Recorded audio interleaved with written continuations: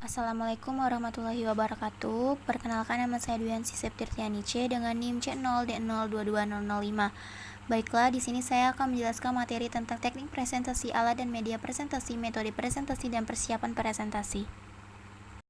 Dan presentasi adalah salah satu bentuk kegiatan berbicara di depan umum. Presentasi akan menjadi kebanggaan apabila penyaji berhasil menyampaikan buah pikiran atau materinya dengan baik dan diterima oleh peserta dengan baik dan berkesan.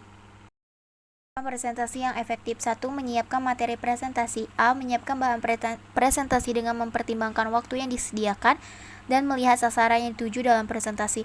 B. Membuat sketsa atau susunan materi yang akan dipresentasikan agar dalam penyampaiannya struktur atau sistematis. C. Mulailah presentasi dengan menyampaikan sebuah permasalahan atau cerita yang mengarah kepada materi presentasi yang akan disampaikan. Membuka presentasi dengan menyampaikan sebuah permasalahan atau cerita akan lebih mudah diingat oleh audiens. D. Dari topik dan hasil penelitian yang dibuat, sebuah informasi yang paling penting dalam penelitian tersebut kemudian dijadikan bahan presentasi. Untuk membantu dan memperkuat presentasi bisa dengan menambahkan materi yang sekiranya dibutuhkan. E. Dalam menyiapkan presentasi, semua faktor yang menjadi bagian dalam presentasi tersebut perlu diperhatikan dengan mengikuti alur yang logis dan tetap menjaga fokus kita terhadap materi yang nantinya akan disampaikan. 2. Persiapan sebelum melakukan presentasi. A. Hadir di tempat pelaksanaan lebih awal untuk melakukan persiapan presentasi selanjutnya. B. Melakukan pengecekan alat dan bahan presentasi untuk memastikan semua berfungsi dengan baik. Lakukan latihan di depan beberapa orang untuk mengetahui kesesuaian dengan durasi presentasi dan hal-hal yang mungkin masih perlu disesuaikan. C. Apabila tidak memungkinkan untuk melakukan latihan di tempat pelaksanaan, maka penyaji dapat melakukan sendiri di rumah. D. Dengan melakukan latihan tersebut, keterampilan untuk melakukan presentasi dapat berkembang. Struktur presentasi. 1. Pendahuluan. Bagian ini bertujuan untuk menarik perhatian audiens dan memberikan gambaran umum tentang topik yang akan dibahas. 2. Bagian ini merupakan inti dari presentasi di mana poin-poin utama disampaikan secara rinci. 3. Kesimpulan. Bagian ini merupakan inti dari presentasi di mana poin-poin utama disampaikan secara rinci. Jenis-jenis presentasi. 1. Presentasi impromptu. Jenis presentasi yang dilakukan secara spontan tanpa persiapan sebelumnya. 2. Presentasi naskah. Jenis presentasi yang dilakukan dengan membaca teks secara lengkap. 3. Presentasi hafalan. Jenis presentasi di mana pembicara menghafal seluruh isi presentasi.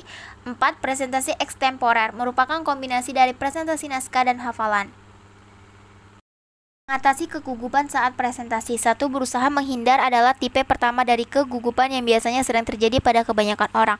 2. Tipe yang berikutnya adalah jenis orang yang memiliki tingkah kekhawatiran yang berlebihan. 3. Ada pula jenis kegugupan yang hanya muncul saat tepat sebelum maju ke depan. 4. Terakhir adalah jenis orang yang menjadi gugup ketika di tengah-tengah presentasi sedang berjalan.